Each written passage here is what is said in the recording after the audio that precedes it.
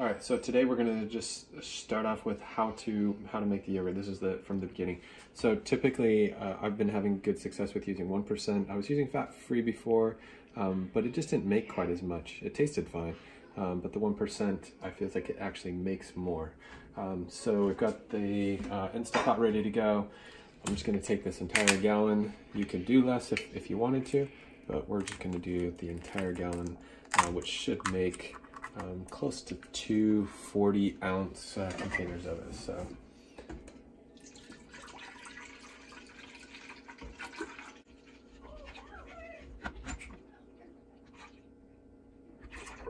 now I have an 8 quart. I don't know if I think the 6 quart will do a full gallon fine because I still have quite a bit of room left in this. All right.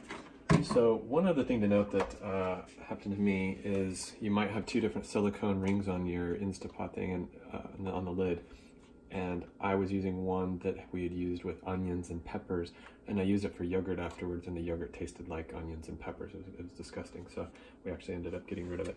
So there's a little bit of something in there. Okay, so put that on, and then come down and zoom into, I've got the yogurt feature. I'm just going to push it till it goes high, which it will say it'll get up to boiling. Now, I've found that it doesn't quite get all the way up to boiling, which is fine. However hot it gets, if you're using milk that is pasteurized, it doesn't really matter. So, all right, so we're going to let this go. This will probably take about maybe 20 minutes or so, and then we'll let it cool off. So, all right, so the Mealthy just beeped at me saying that it was done with the boil section, so I'll go ahead and take the lid off here, set this aside, and all we're going to do now is let this cool till it gets to 110 degrees. Now you may be wondering how am I going to figure that out if I don't have a thermometer that reads that. What I've done in the past and what I've read online is if you stick your finger in there and can leave it in there for 10 seconds, then it's cooled down to 110 degrees. Now, other people talk about putting the pot into into something with ice, but I'm worried about it kind of warping it with it being hot and cold with the difference there. So I just set it out on the counter and leave it there for maybe, I don't know, half an hour, maybe 45 minutes, depending on the temperature outside. You can put a fan on it, that would cool it off faster, but something till it gets down to about 110 degrees. And again, or a finger in there for 10 seconds if it doesn't burn. If you can leave it in there that long, then it's cooled down enough.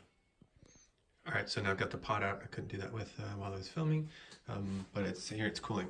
One thing I would note is put a timer on, because I can't tell you how many times that I've been letting it cool and then let it cool down too much and then had to raise the temperature and then raise the temperature too much. So just kind of setting a timer, checking it every maybe the first time is 20-25 minutes, and then after that maybe every 10 minutes or whatever, kind of calculating as the temperature is dropping down.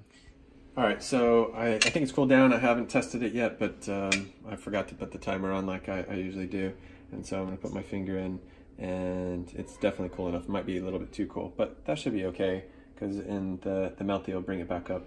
Now, as it cools, your milk's going to get this skin on it. You'll want to get that out. So we're just going to take this and drop it down into the sink. It's great. All right, so that's cool enough now. We've got what I do to use a little bit of starter from the previous batch. Now, this is really key to making good yogurt, and I had to learn this. I had to search this up.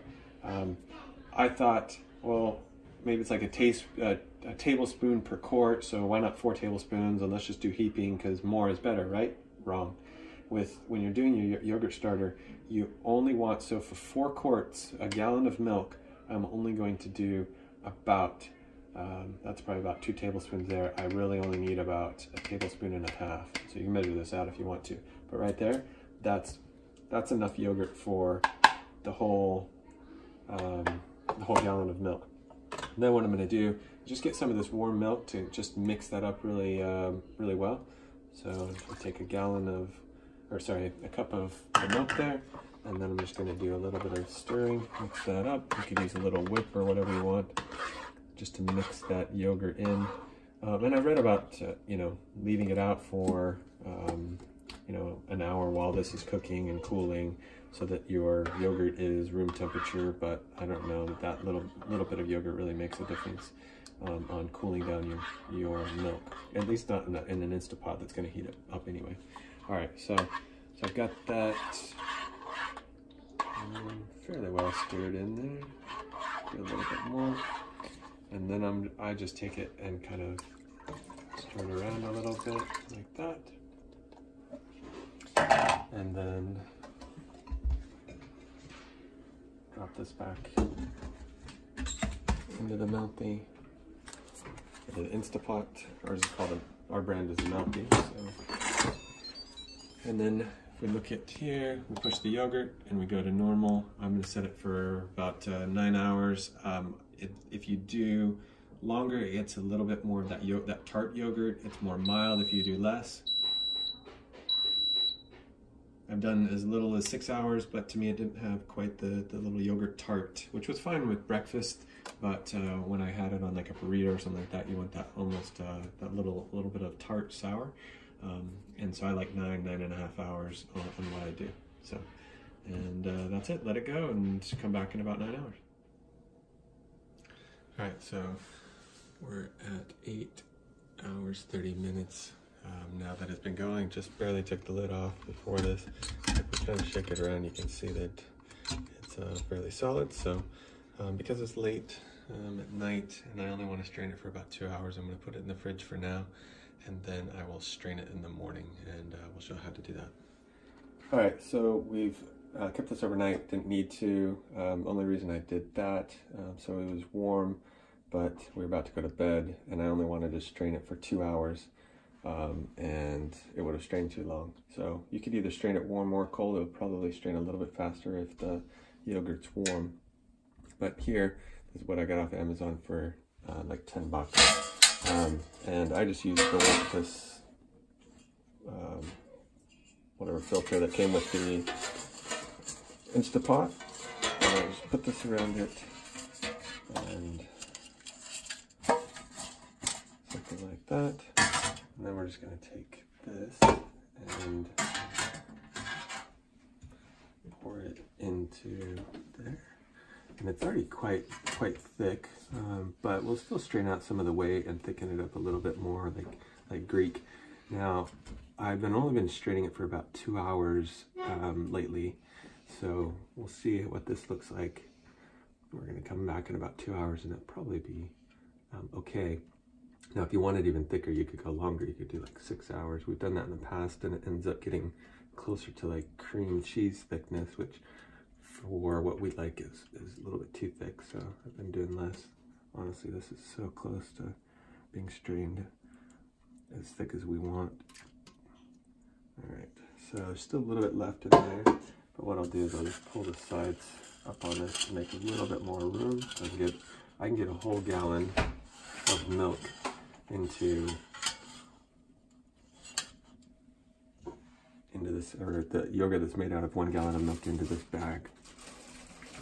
And I've read you shouldn't scrape the sides, so I just try to shake as well as I can, and then maybe kind of hit it to see if any more of it breaks loose, and then get that out. All right, good enough.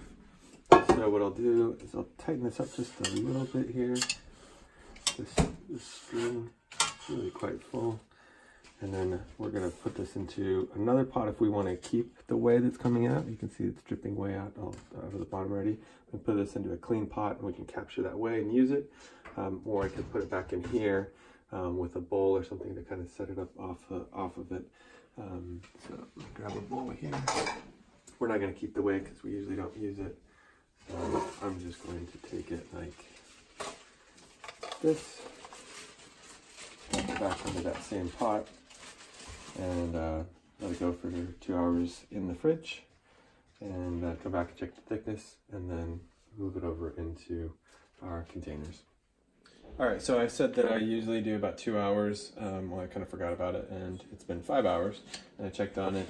And if you can come over and zoom in on it a little bit, you can see this part it's getting a little bit on the thick side. so probably too long. Maybe 3 hours would have been fine, but it's starting to get a little bit thick. I'll mix it in with the stuff in the middle and it will be okay.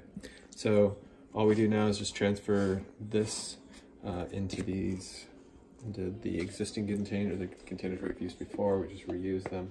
I'll do that now, and then I'll show you how to clean everything up. All right, so we ended up with these two containers, 40 ounce and a 32 ounce, and I had to put a little bit in another container. So essentially two 40 ounce containers, which at Sam's Club cost like $5 or $6 a pop. So $10 to $12, and I paid what, less than $3 for the gallon of milk. So not too bad, plus the time, but it's not too bad, kind of fun. All right, so I'll put those in the fridge, and then just to clean up real quick, we did end up with whey in a bowl, which is not dirty with everything else. So I could save this whey and put it in a jar if I'd like. We haven't been using the whey, but you could. So the last thing I just want to show is cleaning this, the sieve or whatever that you get from Amazon. So I just get the water really hot and just start kind of rinsing it, sort of like you would, you know, hand washing clothes or something like that. And getting a little bit of soap into it. It's going to get a little bit too hot. And then mix that soap in.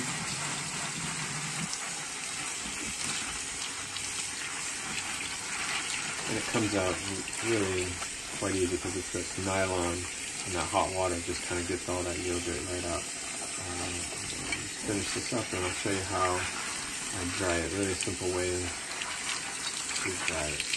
Alright, so looks clean. Take it out a little bit.